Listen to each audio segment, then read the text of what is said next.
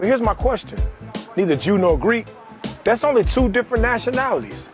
If you're an IUIC, please stop and listen. I know you probably don't want to hear from me, but this is incredibly important because you're about to see that one of your leaders is either knowingly lying to you or he is pretending to know what a source says without ever having read it.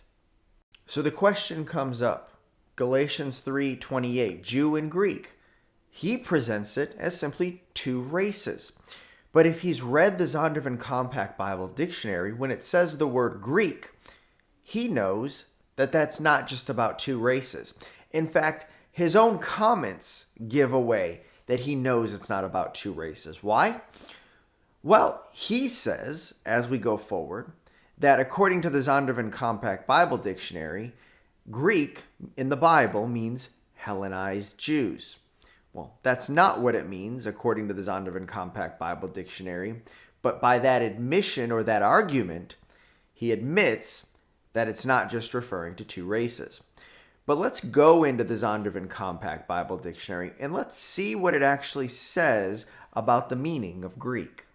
To find this definition, we actually have to look under the term Greece, because the Zondervan Compact Bible Dictionary sometimes puts multiple words under a single entry. Here it says Grecia is Greece, the home of the Hellenists. Greeks and Grecians, however, are to be distinguished. Greeks are generally those of the Hellenic race, but the word may be used to indicate non-Jews, foreigners, and aliens. Notice there it cites Romans 1:16, where Paul talks about the Jews and the Greeks, referring to non-Jews, foreigners, and aliens. So given that it refers to non-Jews, foreigners, and aliens, it's not just a matter of two races.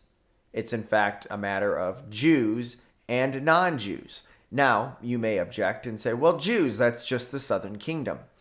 Well, let's find out what the term Jews actually meant come the first century. Here's the Zondervan Compact Bible Dictionary on Jew. You can pause to read the whole entry, but the highlighted part that I highlighted says, as most of the exiles came from Judah, and as they were the main historical representatives of ancient Israel, the term Jew came finally to comprehend all of the Hebrew race throughout the world. Similarly, Thayer's lexicon says before the exile, citizens of the kingdom of Judah. After the exile, all the Israelites. So Gedaliah here and presumably the rest of the leadership at IUIC, they know this because they have this resource available to them. But they hide it from you and lie about it because that's the only way they can keep you in, get your money. That allows them to go on trips around the world for their ministry. That's what it comes down to. Now, where was the actual lie, though? Well, let's take a listen and see what was said. Actually, when you look up in the Zondervan Bible Dictionary, it tells you that the Greeks spoken of in the New Testament were Hellenized Jews. He says that when we see Greeks in the New Testament, according to the Zondervan Compact Bible Dictionary, that means Hellenized Jews. Let's go back to the Zondervan Compact Bible Dictionary and let's look at it again. It says Greeks are generally those of the Hellenic race. So you have a race of people. But the word may be used to indicate non-Jews, foreigners, and aliens. Let's continue.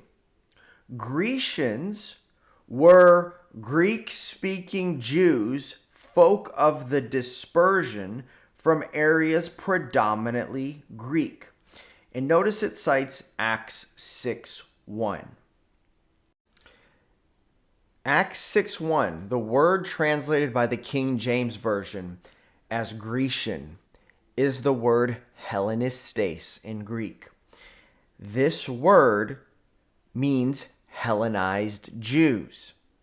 So here is the reference. Notice Acts 6:1 is specifically called out. To copy the manner and worship of the Greeks, or to use the Greek language, a Hellenist, one who imitates the manners and customs or the worship of the Greeks and uses the Greek tongue employed in the New Testament of Jews born in foreign lands and speaking Greek. So going back to the reference, notice the second sentence in the reference here from the Zondervan Compact Bible Dictionary. Greeks, that is those who are of the Hellenic race and those who are Jews, foreigners, and aliens, and Grecians, that is the Hellenized Jews, are to be distinguished. Gedaliah has directly lied about the content of the Zondervan Compact Bible Dictionary. Either he knows he's lying and he's doing it intentionally and he doesn't care that he's misleading you, or he's never read the reference and he's assuming something says something because that's what he's been taught and he doesn't actually verify what he's saying. Either way, how can you trust leadership who has no problem throwing away the facts?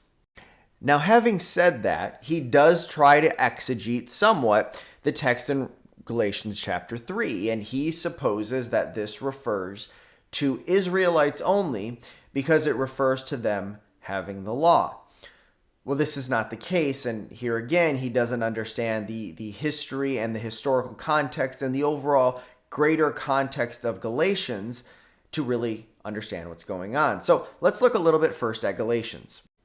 In Galatians 1, Paul writes, "I am amazed that you are so quickly deserting him who called you by the grace of Christ for a different gospel, which is really not another, only there are some who are disturbing you and want to distort the gospel of Christ." So there are people who have come and they're trying to teach something different. Well, what is that thing?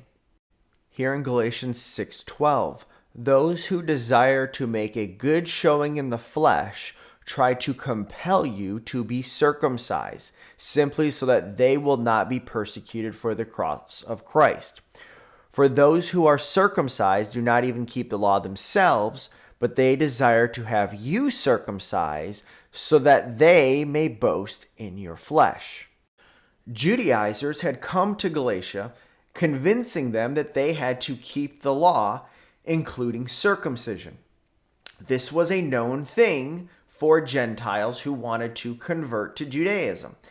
This was how they got proselytes. The Exegetical Dictionary of the New Testament notes proselytos occurs 4 times in the New Testament and is used consistently there in accordance with the usage of Hellenistic Judaism as a technical term for a Gentile who has converted to Judaism, as a technical designation for men and women who, without descending from Jewish parentage, remember, Jews being used for Israelites, without descending from Jewish parentage, have become members of the Jewish cultic community or have joined it on the basis of a legally binding acceptance process. This term is documented only in Jewish and Christian literature and probably originated in the Hellenistic diaspora. Similarly, a Greek-English lexicon of the New Testament based upon semantic domains, proselytos, a Gentile who had converted to Judaism.